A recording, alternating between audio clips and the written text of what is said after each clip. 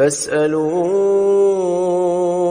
أهل الذكر إن كنتم لا تعلمون. Kalau mau tenang, beribadah kepada Allah. Makanya saudaraku yang Allah muliakan, ini penting. Karena kalau ternyata ketenangan, kebahagiaan, itu didapatkan dengan kesehatan, maka saudara-saudara kita yang sakit, baik COVID-19 atau yang lain, maka mereka udah gak ada kesempatan untuk tenang dan bahagia. Kesian mereka. Kalau saya tidak setuju. Karena saya yakin saudara-saudara kita yang terpapar COVID-19 dan penyakit-penyakit yang lain, yang kanker, yang autoimun, yang gagal ginjal, yang paru, yang TB dan seterusnya, itu layak untuk tetap bahagia. Dan saya tahu banyak dari mereka yang lebih bahagia daripada yang sehat, lebih tenang daripada yang sehat, lebih jarang sedihnya daripada yang sehat.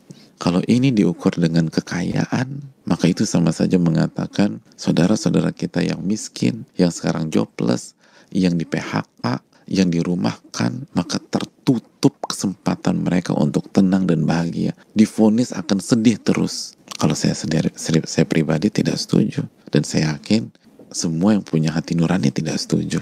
Mereka layak bahagia, mereka layak tenang, mereka layak tidak sedih. Dan itu terbukti kok. Saya tahu banyak sekali teman-teman, orang-orang dekat yang gak kaya, yang hidupnya di bawah garis kemiskinan, tenang hidupnya, dan jauh lebih tenang daripada yang punya semua. Intinya amal soleh, ibadah kepada Allah. Dan yang dikatakan Al-Imam Ibnu Hazm bukan hanya dari pengalamannya saja. Ini ramuan komplit pengalaman hidup, lahir dari Al-Quran dan Sunnah Nabi Sallallahu Alaihi Wasallam. Allah berfirman, "Man amila salihan min dzakarin aw untha wa huwa mu'min, falanuhyiyannahu hayatan thayyibah."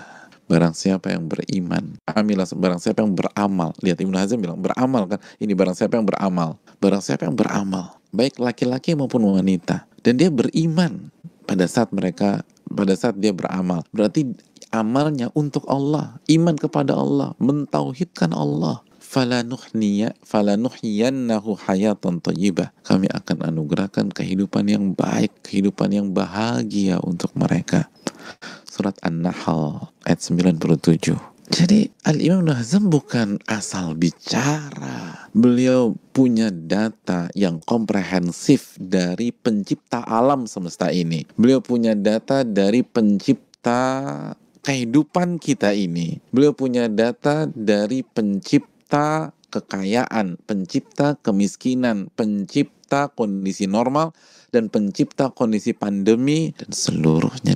Ini datanya Al-Imam Ibnu Hazm, dan beliau telah buktikan sendiri dengan perjalanan kehidupannya. Itu belum ditambah perenungan yang dalam dari puncak kecerdasan seorang anak manusia. Semuanya itu bergabung, hasilnya ini. Dan itu real.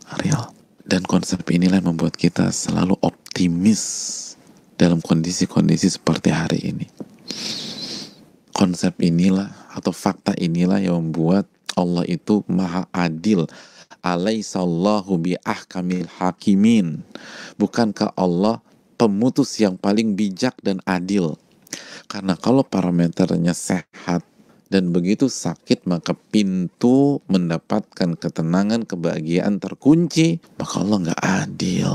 Kenapa demikian? Karena sebagian yang terpapar itu berusaha menjaga dirinya, nggak keluyuran. Bahkan sebagainya dokter terpapar di saat menjalani tugasnya mengobati pasien.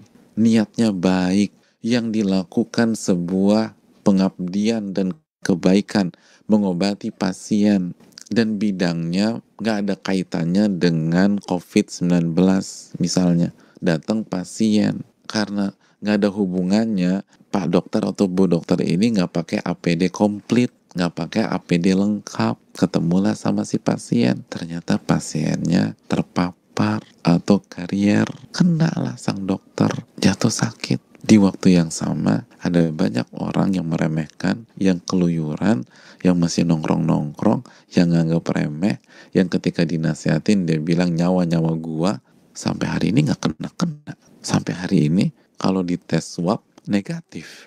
Makanya wajar banyak orang mengatakan Tuhan tidak adil, Allah nggak adil. Kenapa mereka bukan wajar apa-apa? Kenapa mereka mengatakan demikian? Karena mereka tidak mengerti faktanya. Mereka pikir kesuksesan atau keberuntungan itu kalau sembuh atau kalau sehat. Dan kalau sakit maka harus duduk di kursi pesakitan. Itu asumsi, bukan fakta. Orang yang mengerti kehidupan gak bilang demikian. Ibnu Hazm gak bawa-bawa kekuasaan beliau, padahal beliau punya kekuasaan di zamannya. Al-Imam Ibnu Hazm gak bawa-bawa kekayaannya, padahal bisa aja beliau bilang gitu. Satu-satunya cara kekayaan. Kenapa? Karena saya kaya.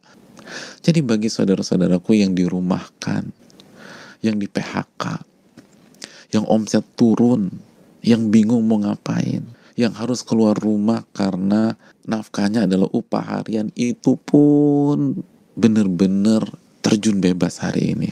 Kesempatan engkau untuk bisa sukses sama dengan orang-orang yang kalau buka saldonya masih ada 9 digit tabungannya. Kenapa? Karena tolak ukurnya bukan itu. Tolak ukurnya adalah beramal soleh, ibadah, beriman kepada Allah. فاسألوا